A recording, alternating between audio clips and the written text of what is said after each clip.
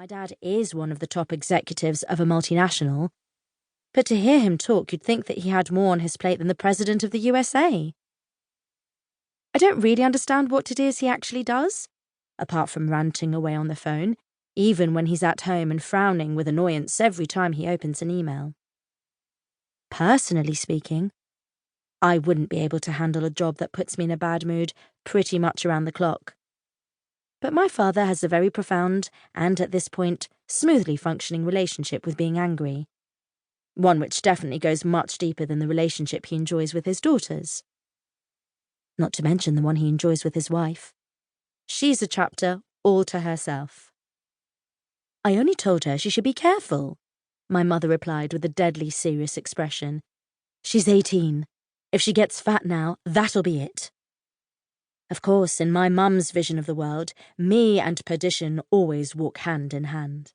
As a reply, my dad gave a sort of disparaging grunt and looked back down at the little screen on his phone. He's not a person I would ever define as being good company, but having spent all those years with a woman perennially on the verge of anorexia has probably played its part in making his character even worse. Instead of wasting time talking about nonsense like food, why don't we discuss the question of what Lavinia's going to do at university for a moment? He suggested. I was so taken aback by his words that I just stood there blinking. The truth was that my ideas on the issue were still pretty confused, and I had been hoping to have a bit more time to think about them. Like, all the rest of my life? Okay, not the rest of my life maybe, but at least a few months. Less than half of my classmates had the faintest idea what faculty they were going to choose. So, in a way, I felt like part of a reassuringly large group of the chronically undecided.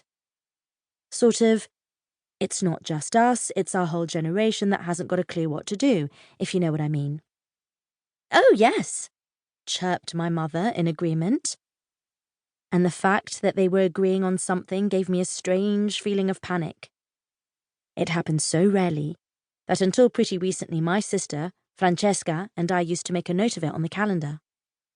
Until Francesca had walked out of the house, slamming the door behind her, that is. That had only happened recently, and it was totally taboo to talk about it. My parents were still expecting her to come crawling back, begging them for forgiveness. And even though they didn't let on, they were very shaken by the fact that she still hadn't.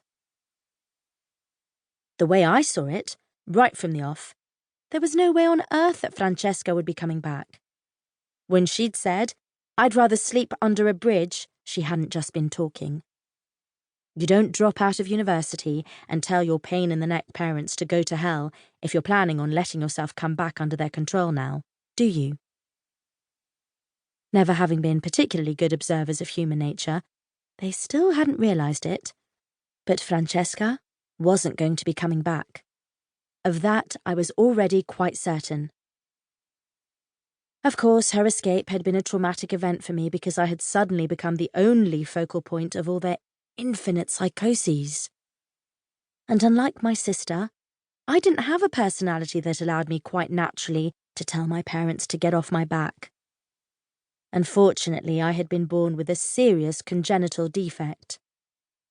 An almost pathological need to please everyone. So, Lavinia, have you made a decision about what you intend to do with your life? Asked my father, portentously as he placed his phone on the table and turned his eyes upon me. In my ears, warning sirens started going off. Anti-aircraft ones, the really deafening kind.